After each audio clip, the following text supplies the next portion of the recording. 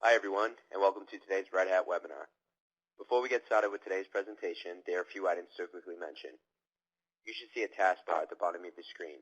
Each icon is assigned to a particular element of today's webinar. If you're not sure what the icon does, hover over the icon with your mouse and a box will appear to tell you the function.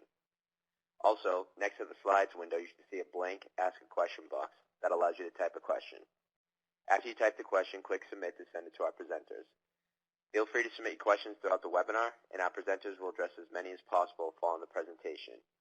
You can submit any technical questions related to the webinar platform here. Please close down other browser windows or applications that might be splitting your bandwidth, including VPNs, as these might interfere with the audio or video stream. If you experience any connectivity issues, please refresh your browser. Today's session is being recorded, and all registrants will receive an email within 1 to 2 days of the event with a link to view this presentation on demand. Now I'm going to hand it over to today's first speaker so we can get started with the presentation. Hello everybody. Welcome to our second webinar in Data Virtualization Best Practices series. My name is Syed Rashid. I'm the Solutions Marketing Manager here at Red Hat, and with me today is Rick Vanderlance, well-known analyst, consultant, author, and lecturer specializing in data warehousing, business intelligence, big data, data virtualization, and database technology. He's the managing director of R20 Consulting. Rick has advised many large companies worldwide on defining their data warehouse, business intelligence, and big data architecture. Lately, he has focused on big data and logical data warehouse.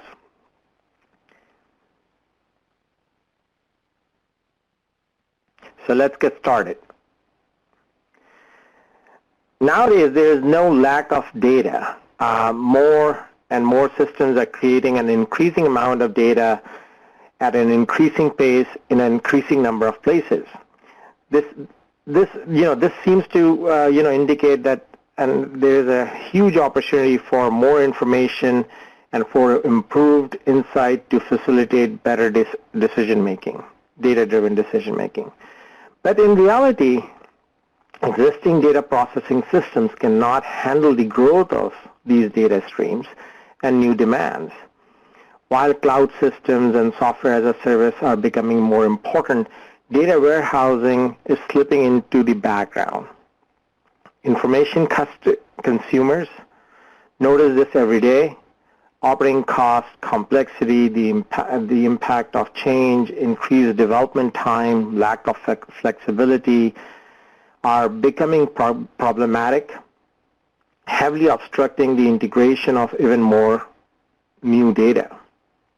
Users are demanding timely delivery of data customized to their need to keep up with the changing market demands and advance their business.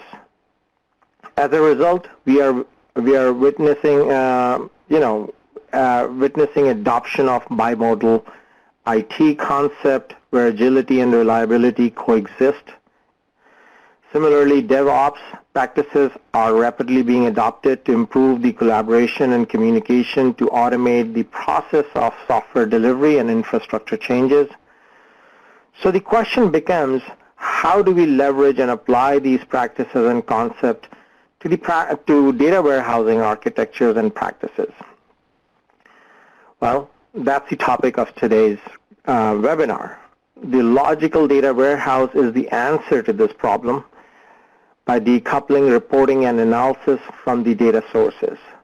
It is a flexible architecture that allows you to easily combine new data source with existing data warehouses, with existing data sources. The type of data source is no longer a restriction or limitation, whether it's from Hadoop, a web service, or an existing front or back office applications. Any kind of source can be integrated easily with this architecture. The secret sauce behind the logical data warehouse solution is data virtualization. So with this brief introduction to the topic, I want to give control over to Rick. Rick, please walk us through the art of designing logical data warehouse using data virtualization technology. All right. It would be my pleasure. Well, thank you for the kind introduction, Said. And of course, good day, everyone. Welcome to the second session in this series on data virtualization. As Said already indicated, in the first session we focused on guidelines and tips for setting up data virtualization environments in general. In this session we're going to be more specific. We'll focus on one use case, a very popular one, namely the logical data warehouse. So the coming hour we'll talk about guidelines on how to design such a logical data warehouse architecture using the Red Hat JBoss Data Virtualization server. But before I tell you how to design such an architecture, maybe I should first answer the question why we need another architecture. What's wrong with the architecture that most organizations have developed and used in the last 25 years? The one that we sometimes call the classic data warehouse architecture. Let's talk about that briefly. Now, as you know, generally a data warehouse doesn't stand on itself, right? But it's a database within a larger chain or network of databases, all together forming a data warehouse architecture. Other databases in this architecture are a staging area, an operational data store, and several data marts. The data processed by this architecture comes from multiple source systems, and the ETL programs they copy the data from the source systems to the staging area, to the data warehouse, and then into the data marts. And the data marts are then accessed by users to satisfy their information and reporting needs. This must be an architecture that looks familiar to you. Now, this architecture served many organizations well over the last 25 plus years. For a long time, this classic warehouse architecture was the right one based on the state of hardware and software technology. But the question we can ask ourselves is whether it's still the right one, given all the new business requirements and new available technologies.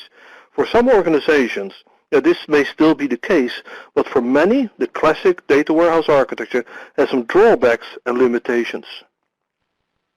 And here are some of them. Now, let's touch on a few of them, not all of them. That would take too long.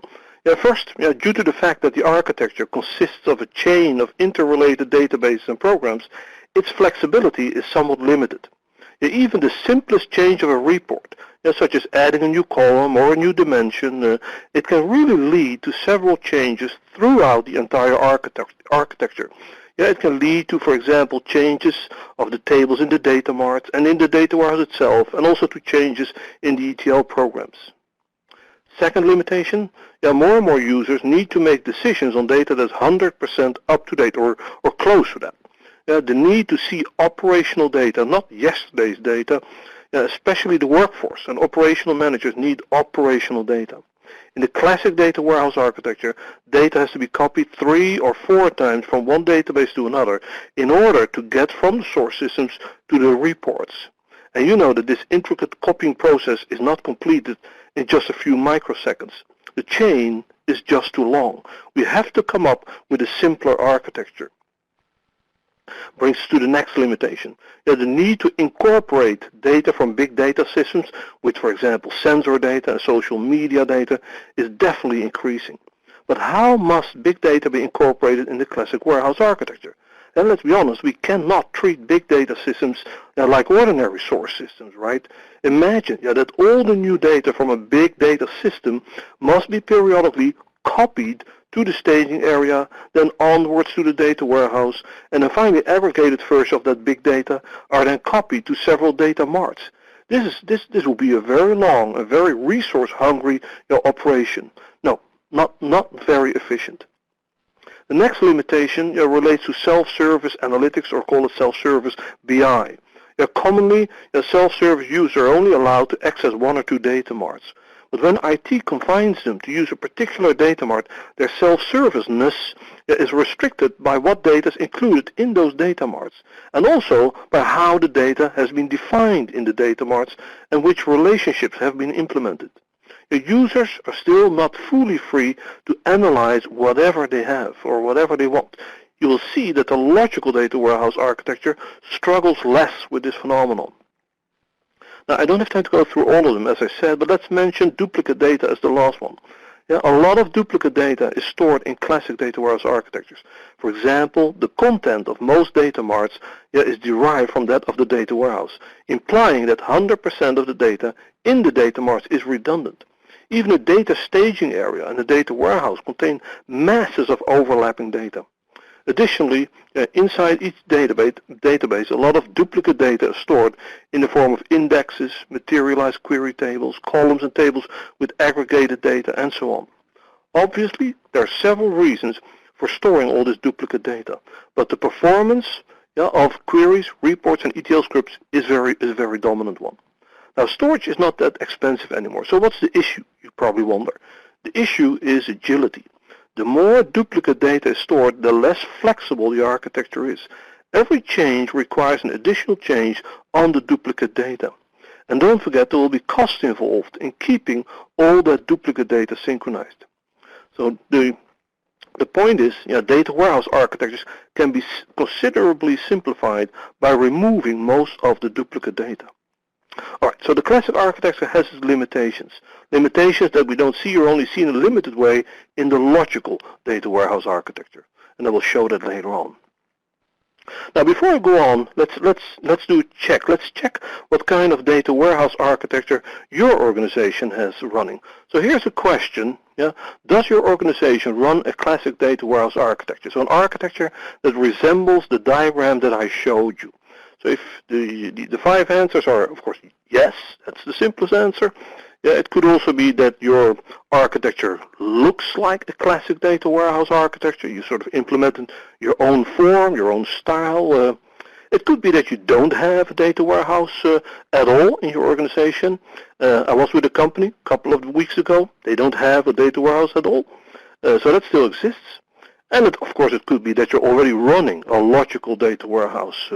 And then, of course, we have the standard answer, don't know. And I'll give you 1 or more seconds to make up your mind, to think about this. It's a big crowd, so I have to give you a little bit of time, be a little bit more patient, but the numbers are coming in, so I think we're slowly getting there.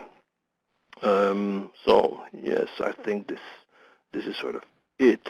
I think I'll stop here, and then we can look at the results. So, here they are. So what we're seeing is that almost half of you, 50% or 46%, you are using a data warehouse architecture, a classic data warehouse architecture, plus the 15% that have something that looks like a data warehouse architecture.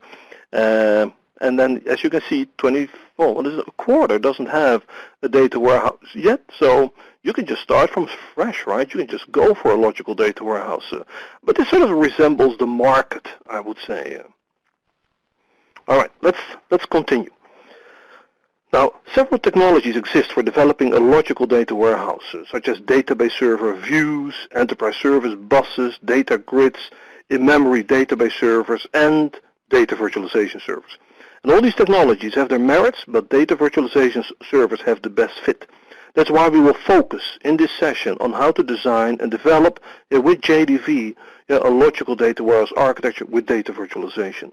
But I hope it's clear to everyone that the logical data warehouse is only one use case for data virtualization. Products such as JDV can also be used to ease the development of service interface to applications, to make access of data easier for users in general, to implement an overall data security layer on several data sources, to translate APIs for data access, and so on. Now, in the previous session, we already talked about data virtualization in general, so this diagram should be familiar to you. In a nutshell, JDV hides for all applications most of the technical aspects of how and where data is stored. Therefore, the applications don't need to know where all the data is stored physically, where the database service runs, what the required API is, which database language to use, and so on. So every application, when we use data virtualization, it feels as if it's accessing one large integrated database. So the whole data virtualization thing is one big abstraction layer. Now, what we also discussed in the previous session is that it's recommended to develop a layered architecture when designing a data virtualization environment. And please use at least 4 layers of views. And this also applies to the logical data warehouse architecture, as you will see in a minute. So let me explain these layers briefly. So the virtual base layer, the one at the bottom, contains views that show the data stored in source systems. And for each physical table or file in the source system, a view is developed. And each view may contain cleansing specifications to improve the quality of the data coming from the source systems. Views at the second layer, the enterprise data layer, present an integrated view of all the data in the source systems. That's why we call it the enterprise data layer. The structure of each view is supposed to be neutral. In other words, it's not aimed at the needs of one particular data consumer, but at supporting as many data consumers as possible. And then layer 3, to avoid too many duplicate and possibly inconsistent specifications in the data consumption layer, the third layer contains shared specifications. The purpose of this layer is to make the environment, the entire environment, as agile as possible by avoiding that duplication of specs. All right, and the last layer, the structure of each view at the data consumption layer focuses on simplifying data access for data consumers. For example, for some data consumers, it may be useful to see the data organized as a star schema, so they will get a star schema. Whereas others prefer to see all the data they require in one view consisting of a large set of columns. Filters, projections, transformation, aggregation are specified at this data consumption layer to show data consumers only relevant data at the right aggregation level and in the right form. Now let's do one more question here. So what is your background with respect to data virtualization? Has your organization already adopted data virtualization technology? Again, I'll give you a couple of seconds to think about this. So the possible answers are no, not at all. So you're only studying the topic maybe. Answer 2 is we have experimented with the technology, which means you haven't acquired the product. Maybe you downloaded it, you're playing with it, you're testing it out, but nothing serious yet. And answer number 3 is we're developing a system with data virtualization right now. That means you've started. You don't have a system up and running yet, but you've started. And then 4 is, of course, you are using data virtualization, and you are using it already in an operational environment, which could be a transactional environment or a data warehouse or anything. And, of course, the last answer speaks for itself. Well, the answers are still coming in, and I can already see what I had expected. But the good news is, I'll show you the results in a second, that there are already companies using this technology, which is really what we had expected. I think this is it. I'll show you the results here. So over 50% is not using data virtualization technology at all. 14% have experimented with the technology. And then, as you can see, answer number 4, 10% we have a data virtualization technology as part of an operational system. And I like to see, it's always good to see that. All right, I have one more question at the end of my session, so stay tuned. All right, enough intro. Now, how do we design a logical data warehouse with JDV? There's sort of 2 approaches. One approach is used when an organization already has a classic warehouse architecture and wants to migrate to a logical data warehouse architecture. And the second approach is for if organizations want to start from scratch. So let's start with the first approach. So where do we begin when we want to migrate? Now to migrate, we use a step-by-step approach. So let's go through these steps one by one. So step 1, in this step we're going to make the data now stored in the physical data marts available through JDV. You start by determining which tables in the data marts of the existing architecture are still in use. You define for each of these tables a source table in JDV. Also define a view on each of these source tables. And the source tables and views defined in this step are part of the virtual base layer. These source tables and views must have a one-to-one correspondence with the tables in the data marts. So no views are defined in this step with complex transformations, joins, or integrations or aggregations. And next, define for each view defined in the virtual base layer a view in the data consumption layer. Again, the definitions of these data consumption views are simple and must have a one-to-one correspondence with the virtual base views. So in this step, most of the work is very repetitive. You may even consider this step to be somewhat boring. Now next, in step 2, one by one, the reports, so developed with Tableau or Business Objects or Cognos, the reports are redirected to access the data marts via the views defined in the data consumption layer. Technically, what this means is that instead of, for example, using a JDBC driver to access some SQL-based physical data marts, a report now uses JDV's own JDBC driver to access the views in JDV, which then access the same SQL-based data mart. In other words, JDV is now involved in processing the queries. The effect of this step is that reports still access the same data in the same data marts, and the query results remain unchanged, because the views defined in step 1 have the same data structure and the same virtual content as the source tables originally accessed by the reports. So JDV receives queries from the reports and passes them just on to the underlying data marts unchanged. Results are returned to the reports, of course. Now the only difference is that the queries are now processed via JDV. Alright, on to the next step. In this step 3, we're going to get rid of derived data. It's common in classic data warehouse architectures to improve query performance by adding columns and tables with derived data to the data mart and sometimes even to the data warehouse. For example, imagine we have a department table in one of our data marts. It would not be strange to have a column in that table that contains the total number of employees for such a department. But number of employees is an example of derived data, and we do this quite a lot. In this step 3, a start is made with simplifying the overall architecture by removing as much as possible of that derived data, which is now stored in the data marts. The effect is that the definitions of the views in the data consumer layer change. For example, after step 2, the number of employees per department is still retrieved from the corresponding column in a virtual base layer view, which retrieves it from a column in a physical data mart. In step 3, that formula to calculate the number of employees is added to the definition of the view in the data consumption layer. And the logic to calculate the number of employees is derived from the ETL program. By the way, this ETL program must be adapted as well, because the logic to do the calculation, to calculate that derived data, must be removed.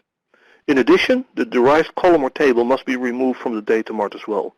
Although you can only do this if you're sure no other data consumers use it anymore. One remark, it's important that the removal of derived data is transparent to the data consumer, so their reports must still show the same results after this step. I hope that's clear. Okay, brings us to the next step, step 4. Most tables in physical data marts contain derived data from the data warehouse. In step 4, the process to simplify the overall architecture is continued by minimizing the use of data marts, physical data marts. The views in the data consumption layer are redefined to access the original data in the data warehouse. In other words, a view that accesses tables in the data mart is now redirected to access tables in the data warehouse containing the same data, although organized in a different set of tables and columns. Now, to make this work, first source tables and views are defined within the virtual base layer in the same way views were defined for the tables in the data mart in step 1. They all have a one-to-one correspondence with the real tables in the data warehouse. Next, the logic used in the ETL programs that is responsible or that are responsible for copying the data from the data warehouse to the data mart tables is now implemented in the existing views in the data consumption layer. And these ETL programs contain the logic, right, used to transform the data from the warehouse tables to the Mart tables. The same logic is used in the definition of the data consumption views. And all this logic has to be translated to guarantee that the views still have the same data structure and the same virtual contents as the original data Mart tables. Like the previous step, these changes made in this step must be transparent to the reports. The reports must still show the same results. Step 1 is one of my most favorite steps. When data mart tables are no longer being accessed because the queries have been redirected to tables in the data warehouse, they have become obsolete and can be removed. If all the tables of a data mart have been removed, the entire data mart can be dropped. In addition, the ETL programs loading the data marts can be removed as well, and this really cleans up the entire architecture and makes it much more agile. Until this step again, nothing in the existing reports has changed. The reports still show the same results as before the logical data warehouse architecture was in place. Step 6 is like a big cleanup step. Because views in the data consumption layer may come from different data marts, we have to check whether some of these views have comparable or maybe even identical definitions. This may be so because the structures of the views defined in step 1 are identical to the structures of the original tables in the physical data marts. For example, two data marts have contained, imagine that two data marts have contained the same product and customer dimension tables. The consequence is that after step 1, for example, we will have two views with product data and two views with shop data, both defined in the data consumer layer. And that's not smart, right? So what we also do in step 1 is the following. The common view definition in the data consumption layer are moved to views defined in the share specifications layer. It could even be that two views in the data consumption layer are 100% identical and can be merged. After step 6, the entire set of view definitions is easier to maintain because we have less duplicate specifications. Next step, the data structures of all the views defined up until step 6 are all directly or indirectly derived from the data structures of the existing data marts and data warehouse. These data structures, however, may not be perfect. It's recommended to introduce well-defined views on the enterprise data layer that have neutral and normalized data structures. Next, these views are then mapped to the views in the virtual base layer. And finally, the enterprise data layer views in the shared specification layer are redefined to work with the ones in the enterprise data layer. Now, I think this is an important step, and it will determine how agile the entire architecture will be in the long run. All right, step 8, the last one. This step deals with performance, which is important, right? Now, several techniques exist to improve the query performance of the 4 layers of views, and in the previous session we discussed some of these techniques. All of them apply when we develop a logical data warehouse. So if you haven't viewed that session, please do so. Okay. So the key benefit of this step-by-step approach of migrating to a logical data warehouse is that it's a seamless migration, right? It's not a revolutionary, but an evolutionary approach. Existing data consumers won't have to notice that changes are made to the architecture. In addition, the logical data warehouse architecture is simply or significantly more agile. New reports and changes to existing reports can be implemented much faster. In general, most of the limitations we discussed at the start of the session don't apply to the logical data warehouse. Alright, but what if an organization wants to start from scratch? Because they want to get rid of the old architecture or they don't have a data warehouse architecture yet, then what's the approach? Now, most of the work done in the previous approach also applies here. For a large part, it's a rearrangement of the steps, but maybe one difference is the physical data warehouse. But let's not get ahead of myself. Let's do the same thing and let's go through these steps. Now, the first step for developing a logical data warehouse architecture begins with developing 2 databases. A staging area and a so-called data repository, as you can see on this slide. So we don't start with defining views in JDV. This fact that we have to develop databases first in a logical warehouse architecture may sound strange. So let me explain why we need these 2 databases. Now, the staging area in this architecture has the same use as that in a classic data warehouse architecture. It's a database to store changes to the data in the source systems temporarily. And we use ETL, ELT, or data replication technology for loading and updating the staging area. And after the data has been copied onwards to the data repository, it can be removed. Now, the data repository in this architecture is a database in which current and historical operational data is kept for longer periods of time. And many views in the virtual base layer will be defined on the data repository's tables. So what are reasons for developing this data repository? Now, first, not all source systems keep track of historical data, but we need historical data to support historical forms of reporting and analytics. Therefore, the data repository holds current and historical data. Second, not all source systems can handle the required query workload. Performance may be too slow, or the queries may cause too much interference on the transaction workload. Also, not all source systems have the availability needed by BI users. For example, there are still some old source systems that are stopped in the evening and restarted in the morning. The data repository can offer a 24/7 availability on that same data. There are some more reasons, but I think this is sufficient for now. Now note also that a data repository in this architecture is not the same as a data warehouse.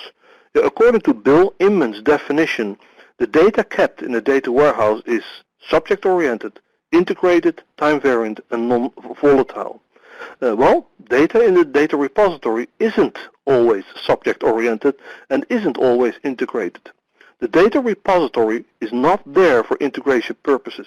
It's the views in the enterprise data layer that are responsible for data integration.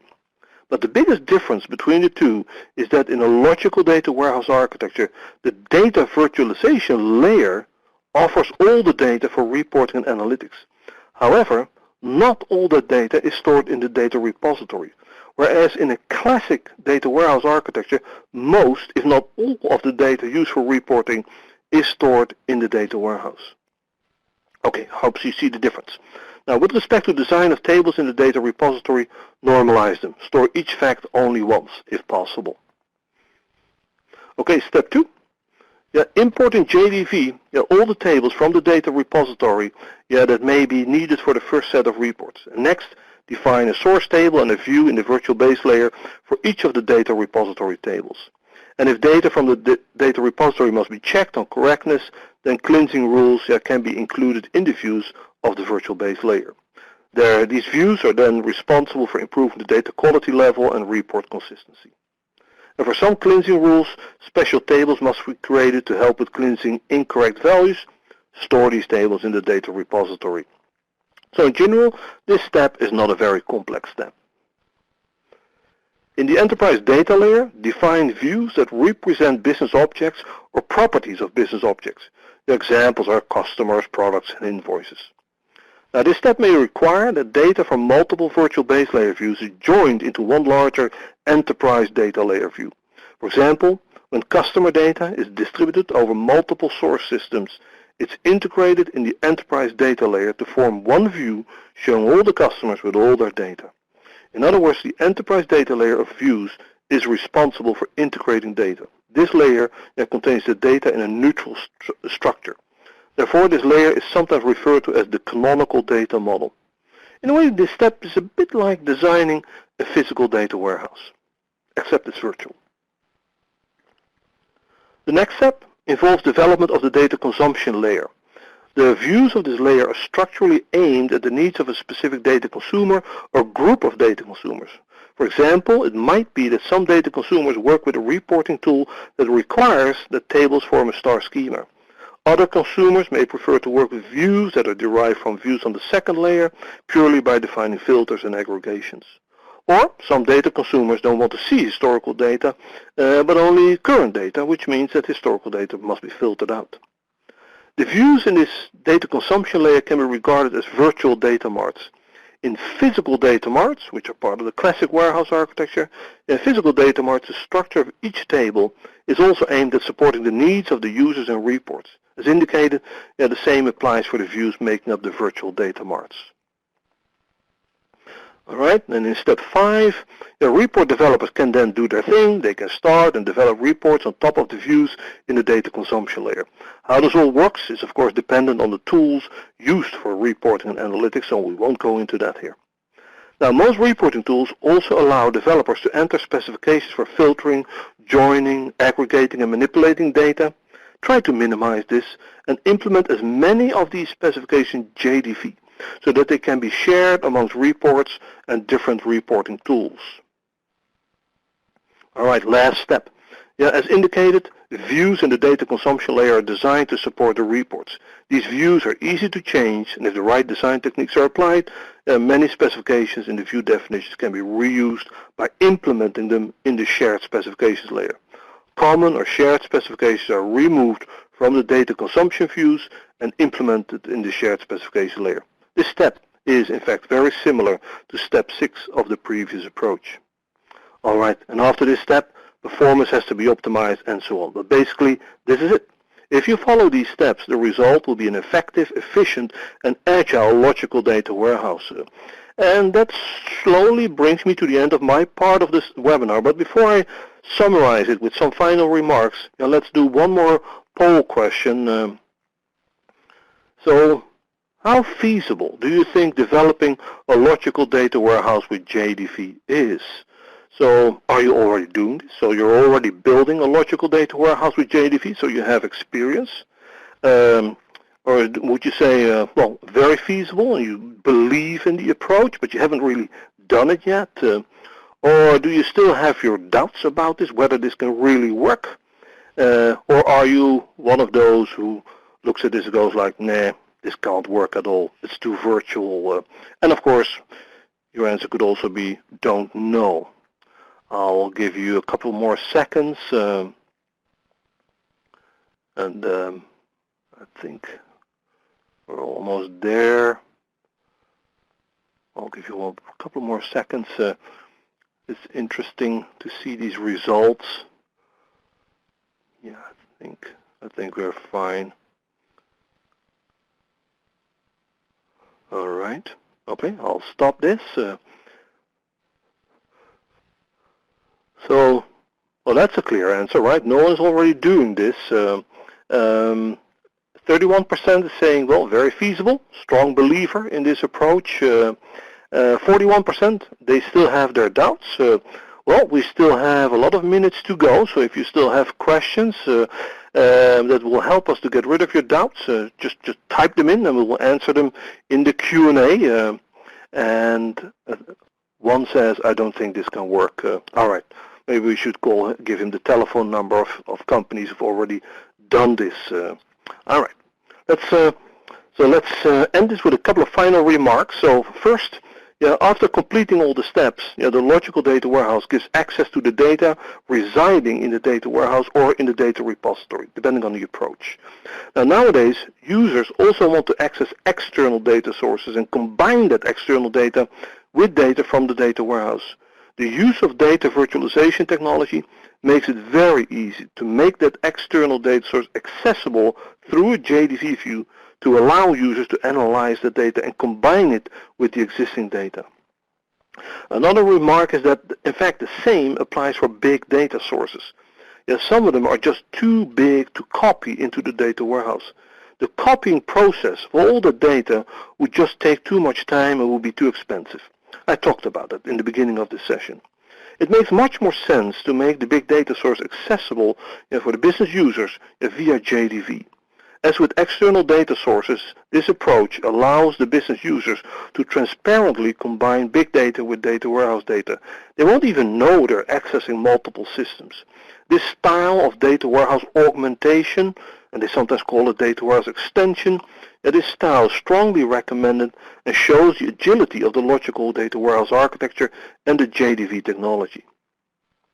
Also, I'm a big fan of making architectures as simple as possible. Didn't Einstein say something about that?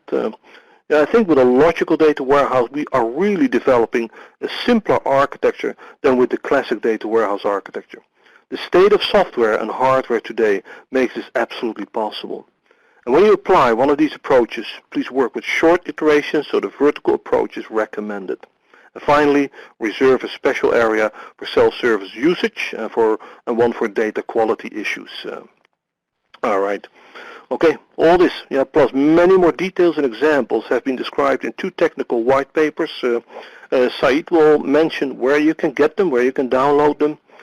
So I'm going to wish you a lot of success with your hopefully upcoming logical data warehouse projects, and I will pass the word back to Said, and I'll be back myself in a few minutes for the Q&A. Said, it's all yours. All right. Thank you, Rick. Thank you very much. Given that data virtualization plays a critical role in enabling data warehousing, logical data warehouse, we often get asked about the performance of JBoss Data Virtualization, JDV, like what is the overhead of using JDV, impact of using JDV on query performance, how does it scale with query workload. These are really hard questions to answer without implementing a customized pilot project, as there is no standard benchmark for data virtualization platforms. However, we at Red Hat took on this very difficult challenge to address our customer concerns. So everyone who is familiar with data warehouse is also familiar with DPCH benchmark, which is a decision support benchmark that consists of a suite of business-oriented ad hoc queries and concurrent data modification. Given the DPCH benchmark is not designed for a data virtualization or federated environment, we could not use it as is.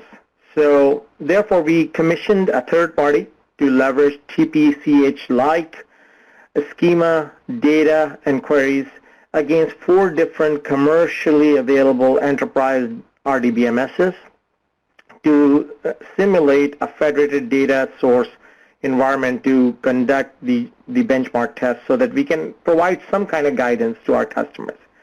I believe this is the very first ever such benchmark of its kind done using data virtualization product.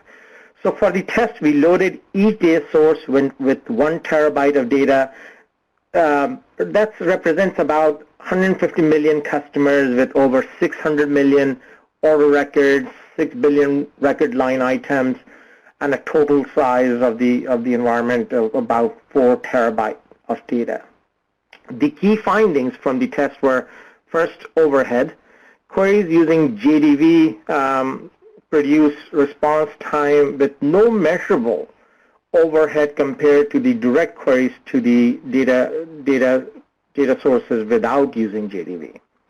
Second, performance. When we query a virtual database for an analytical workload, queries to the federated data from 4 data stores ran about 61% faster than the baseline.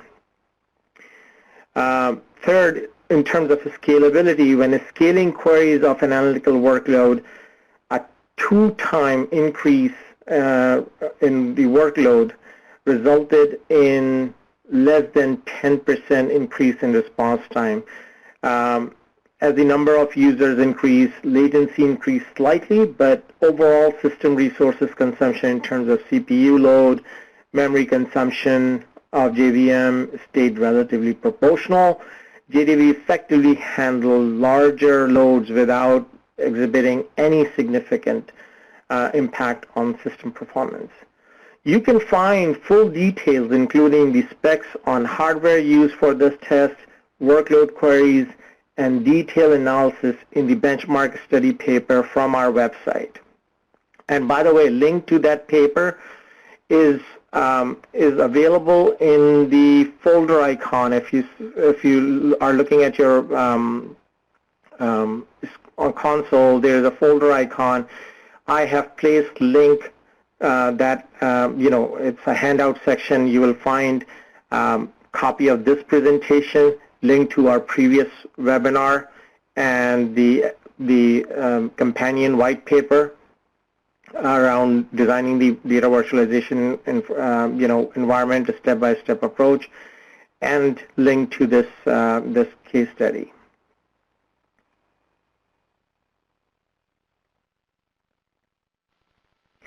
So to summarize, in an ever-changing market, only those businesses that can react quickly and act insightfully can thrive.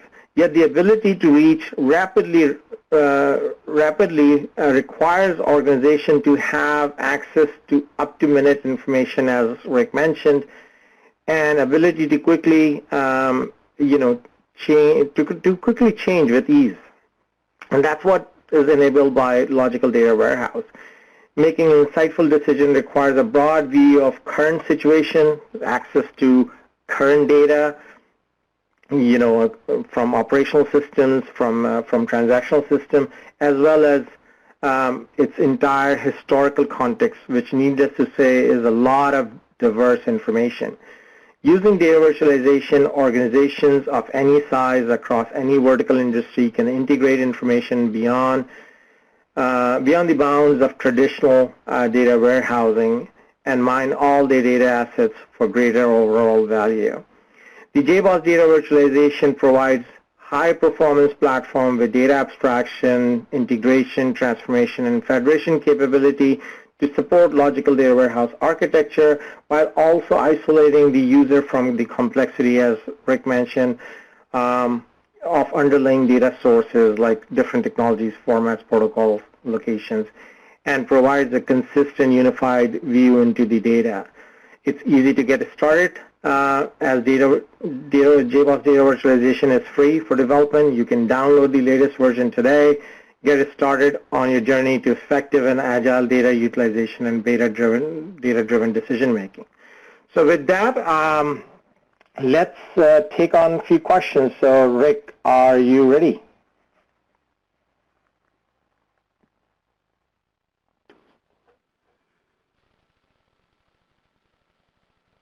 Rick, are you there? Yes, I am. Yes, I am. Okay. Okay, sorry. Yeah, so we have one, first question is, it mentioned in the Greenfield implementation, why don't you just go directly to all the source system versus a mix of source system and a newly built data repository? Okay, yeah, that's a good question. The reason is the following, that on PowerPoint we can do that, right? We can just hook up the data virtualization layer directly to all the source systems, and it will be fine on PowerPoint. But we must admit that some of our source systems don't keep track of historical data. They just don't, right? If a change is made, take something simple as someone changes the address of a customer, then what the source system will do is it will only, let's say, overwrite the old value, and in that source system, the historical data is gone. But we need that historical data for future forms of analysis. So we have to have a place where we store that data. That is one reason for having a data repository. Another reason is that it could be that one of the source systems is a little old, is a little shaky, already has a problem with sort of offering the right level of workload. In that case, we probably have to offload the data into the data repository so that we offload the queries that we run on that data. So that's another reason. And sometimes the reason is interference on transactions that are going on the source systems. And another reason could be that that source system is far, far away, right on the other side of the planet, which means if we would access that source system live directly, it could be that there's so much network delay that it's just becoming too slow. And that's another reason for having that data repository. But the goal, let's be clear on that, is not to have a data repository. The goal, the dream, of course, is to just access the source systems. But we have to be realistic. Sometimes that just cannot be done. Does that answer the question? Yeah, and I'd just like to add, look, there is no, it depends on your requirements as well. If you have the requirements to have access to historical information, another thing is, another reason for data repository that we say is, look, most of the source systems, have dubious quality of data. So one of the reasons to have the data repository is to perform data cleansing as close to the source instead of in the upstream transformation layers. So right. Because that keeps it isolated. So that's another reason. But if you have no requirements for historical perspective, or you don't need any, and you don't have any compliance and regulatory requirements for previous data, there's nothing stopping you from building a data warehousing layer directly on top of the source systems. So hopefully that answers the question. Yeah. So in fact, the goal is to keep the data repository as empty as possible, right? Yep. So the second question, I think it's kind of related, Rick. The question is, I'm a little confused. Can you develop a logical data warehouse architecture without a data warehouse?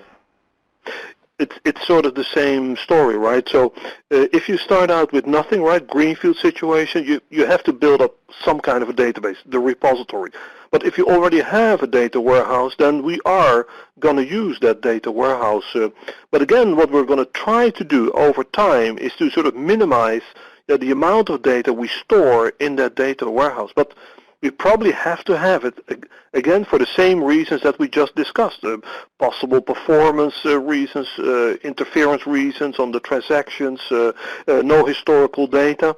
So we probably still need one, but again, it's not the goal, right? The goal is just to keep it as simple as possible, and that means if we can't do without a data warehouse, then let's do without a data warehouse. And to the users, of course, the logical data warehouse, the data virtualization layer, is going to be the data warehouse, right? That's how they will see it.